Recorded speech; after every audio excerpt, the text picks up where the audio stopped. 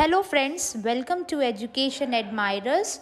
Do subscribe my channel and do not forget to press the bell icon. Today's topic is continuation of layers of atmosphere. In our previous class, we have discussed about the first layer which is closest to the earth, that is troposphere. And in our today's class, we are going to discuss about stratosphere as well as mesosphere, the other two layers of our atmosphere after troposphere. So let's take the second layer, that is stratosphere. Stratosphere extends up till 50 kilometer. It extends up till 50 kilometer. It is very suitable, or you can say ideal for flying condition. Why it is ideal for flying condition? Why airplanes and all fly over in this layer of the atmosphere? Because the absence of water vapor in this layer makes it very suitable from, or it makes it free from any weather disturbances. So this layer is very suitable for flying condition. The second point about stratosphere is that this layer consists a layer within it which is very rich in ozone, and that is why that layer is known as ozonosphere. Now what is the work of ozone layer? Many of you would have heard about this. Ozone layer is the layer which protects our earth from the harmful ultraviolet rays of the earth. That means the ozonosphere, which is present in stratosphere, which is rich in ozone, it protects us from harmful ultraviolet rays. And what if ultraviolet rays will reach directly to the living organism? It will cause so many diseases. And now this layer, that means this ozonosphere, is decreasing. Why it is decreasing? It is decreasing due to harmful, or you can say excessive emission of chlorofluorocarbons, CFC gases. In short, you say CFC gases. Due to high amount of emission of CFCs in the atmosphere, this ozone layer is in danger. There is a hole being created in ozone layer. Now during this one, the other point about stratosphere is the upper limit. As we have studied in our previous topic, the upper limit of troposphere was tropopause. Here the upper limit of stratosphere is stratopause. What it is? Stratopause, which forms the layer between stratosphere and mesosphere. That means here till stratosphere, you can say there is no weather disturbances, as temperature will not fall with increase in height. Atmospheric pressure will not decrease with increase in height. But after the stratopause layer, the temperature and atmospheric pressure again starts decreasing with increase in height. So the main points, if you summarize about stratosphere, is it is ideal for flying condition.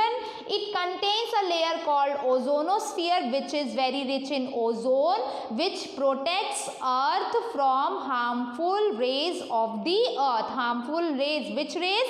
Ultraviolet rays of the earth. Why it is very ideal for flying condition? Because of absence of water vapor, because of no disturbances of any weather conditions. And the upper limit of stratopause, what is the special point? What is the point you have to remember about stratopause?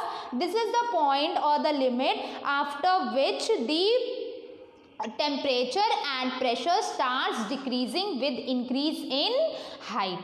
Now going to mesosphere, the layer which is after stratosphere. It extends up till 85 kilometers, and in the picture, as you can see, I have drawn this symbol. What this picture symbolizes? These are meteors. These are meteors. Now we'll come to this later. First of all, we'll discuss why mesosphere is known as the coldest layer of atmosphere. Mesosphere is known as the coldest layer among all the five. Mesosphere is the coldest layer. Why? Because the temperature decreases with increase in height.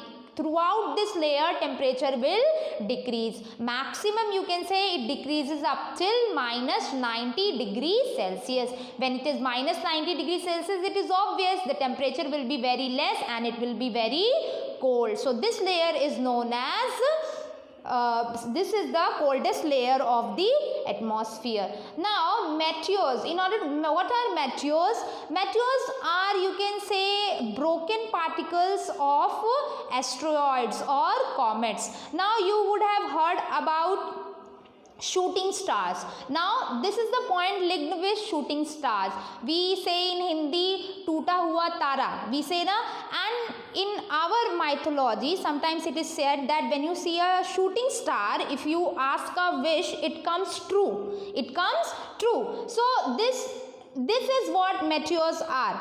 Meteors slow down. When meteors are broken from asteroid or comet, when they travel and enter into the atmosphere, due to the heat or the heat which is produced by frictional heat, I have written over here, meteors slow down. When they enter in the atmosphere, in this layer, they slow down, and while moving, due to the frictional heat that is produced, they burn. And when they burn, what is produced? It is shooting star. It is known as shooting stars, and it is not part of a star. People say it is a part of star. It is not a part of star. It is part of a comet, or you can say asteroids, and that is known as shooting star. And as I have said, it is believed when you see a shooting star during night in the sky, if you make a wish, it comes true. So these all are just a myth. So you can try if you see a shooting star next time. And the last point is mesopause. The upper boundary of mesosphere is known as mesopause, which forms the boundary between thermosphere and mesosphere. It forms the boundary between mesosphere and thermosphere. So if we combine all the topic of mesosphere, it is the coldest layer. Why? Because temperature decreases throughout this layer. Here you will find meteors traveling, and these meteors burn up due to frictional heat, and they just produce a shooting star. And the last or the upper boundary of mesosphere is known as mesopause, which forms a boundary between thermosphere and mesosphere. So we have completed our other two layers of atmosphere in this topic. In our next video, we will be discussing about thermosphere as well as exosphere. So that's all for today. Thank you.